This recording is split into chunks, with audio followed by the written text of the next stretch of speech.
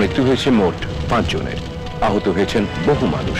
স্বরাষ্ট্রমন্ত্রী রণদেব পাল এলাকার এই দুর্ঘটনাস্থল পরিদর্শনে এই মুহূর্তে সেখানে এসেছেন। আমরা এখন আপনাদের সরাসরি নিয়ে যাব সুভাষনগর বস্তিতে। সেখানে রয়েছেন আমাদের রিপোর্টার চৈতালি রায়। আস্তে আস্তে আস্তে আস্তে, শান্ত হন, শান্ত হন। দেখুন দেখুন আমাদের কি অবস্থা হয়েছে, আমাদের সব ছাড়খাড় হয়ে গেছে।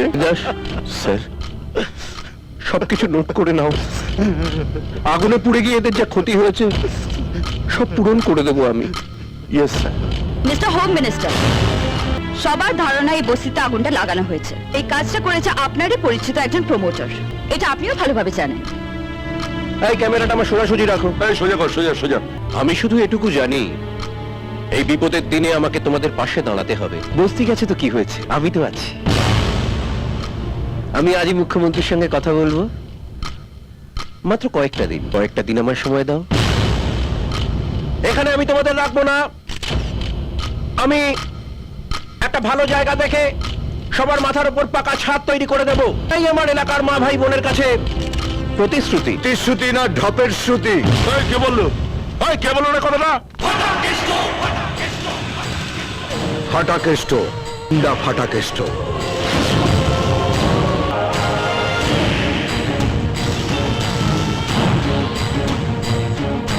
17 বছর ধরে অনেক বাতেলা দিয়েছেন, আর দেবেন না। আগুন থেকে বেঁচেছে, এবার বদ হজমে মরবে।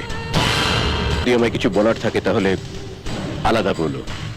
আমি জানি আপনি একটু আড়ালে আবডালে কথা বলতে ভালোবাসেন, তো এখন থেকে যা কথা হবে সবার সামনে হবে।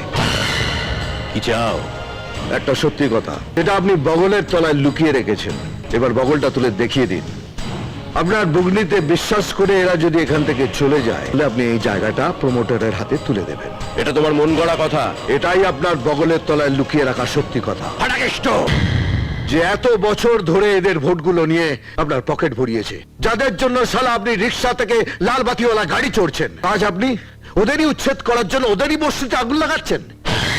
6 জন মারা গেছে, অনেকজন আহত, তার মধ্যে আমার ছেলেটাও আছে। সবকিছুর জন্য দায়ী শালা আপনি। খেলা জমে উঠেছে। ফাটাকেষ্ট ভার্সেস মন্ত্রী। কোনো প্রমাণ আছে? কি আছে কোনো প্রমাণ? আমি আমার লোক দিয়ে এদের এখানে আগুন ধরিয়েছি।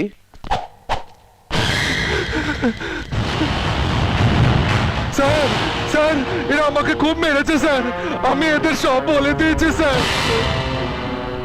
এই রে, এবার নিজের কাঁথায় আগুন লেগেছে। এই ক্যামেরা বন্ধ করো। আমি ক্যামেরা বন্ধ করা যাবে না, লাইভ টেলিকাস্ট চলছে। দম আছে। ঠিক বলেছিস, এবারে মিনিস্টারের দম বের করবে। আর একটু রগড়াও গুরু।